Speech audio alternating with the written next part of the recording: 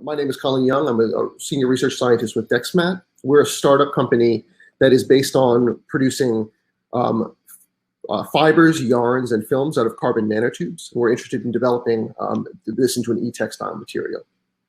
Our company is a startup company in Houston. We were founded in 2015 to commercialize technology that was developed at Rice University for the production of carbon nanotube fibers. I'll go ahead and go through the content of my talk without the slides, unfortunately, but just to keep it on time. So our technology works in a nutshell by treating carbon nanotubes like a polymer. We use polymer processing techniques that are similar to what's used currently to create Kevlar fiber. So we have carbon nanotubes as a raw material. We put them into a strong acid solvent that allows us to use fluid processing techniques to generate alignment. This would be the next slide, Jesse, thank you. To generate alignment and get a final product where the carbon nanotube molecules are well packed with each other, well aligned, so that they're in good electrical and mechanical contact with one another. Next slide, thanks. Currently we're producing carbon nanotube fiber and yarn under the trade name GALVORN. This is a material that we can make anywhere from single filaments that are 10 micrometers in diameter up to larger yarns that are many filaments twisted together that are several millimeters in diameter at most. It's a material that's low density. It has fairly good electrical conductivity, sort of similar to that of steel, and strength that's greater than that of steel. To give you an idea of our current manufacturing capability, we can make about 1,000 meters of continuous length right now, and at full production, we can make about 50 to 100 grams of material in 1 week. Next slide, thanks. So we're very interested in this as a technology for several applications, but it's particularly attractive for e-textile since it's a material that will conduct electricity like a metal. But unlike a metal, it's very soft, flexible, and lightweight, more similar to a polymer thread or textile thread. So it's far more suitable for being put into a garment that would be comfortable to wear. In addition, it's got much better flex fatigue, bending fatigue than metal wire does. So it can be worn as a garment, moved in without risk of eventual degradation and breakage of the material. It's also more resistant to oxidation than a lot of metals are. And finally, it's got a very, very high surface area, which gives it very good electrical contact with electrolyte layers, including sweat and the skin. So it makes for a great skin contact electrode. If you click, I think it'll play the video showing, it's okay if it doesn't, just showing how easy it is for it to be used as an electrode to get signals from the human body. So in the next slide, we've done a little bit of so far, a lot of lab scale validation that this can be used as a wearable electronic material. We've shown that it can be put through the basic manufacturing steps that you would want for a wearable electronic. Our material can be used in conventional sewing machines and also industrial embroidery equipment. This is a video showing some of our carbon nanotube yarn being used in a K-head style embroidery machine. We validated that it has basic functionality you'd want. It can be used as just a conductor to send power or signal through a textile to various parts of the device. And it can also, some research at Rice University has shown that it works extremely well as an EKG or ECG to detect heartbeat or other physiological signals. And also that it maintains those properties even after it's laundered several times, which is a promising property for a wearable material to have. Next slide, thanks. So the work that we've proposed for this AFFOA project call is to do some more development specifically on the application of applications in which carbon nanotube fabric electrode will be used in a wearable as a skin contact electrode.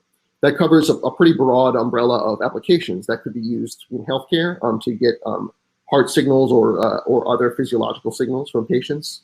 It could be used in military applications to do health and status monitoring for soldiers if it was built into military combat uniforms or gear. It could also be used as part of military training uniforms to assess progress and increases in endurance or difficulties during training. You'd use it also to get performance data for athletes. And as we showed, it can be used just to be a touch sensor. You could use it as a button or user interface for any consumer wearable electronic application. So in the project we're proposing, we're going to partner with HEXOSKIN, which is a manufacturer of wearable devices for health monitoring, to produce prototype garments, test their performance, and test their durability. And we're hoping that this project will move this application from a technology readiness level of 4 to around 6. Next slide, thanks. So HEXOSKIN, who we're going to partner with for this proposed project, has a lot of experience making garments that monitor a whole wide range of vital signs. So they really are a very perfect partner for us to understand better what their requirements are for their devices, what problems there are that need to be improved over the current state of the art, and to give us feedback on how well our material operates and do some testing with us. Next slide.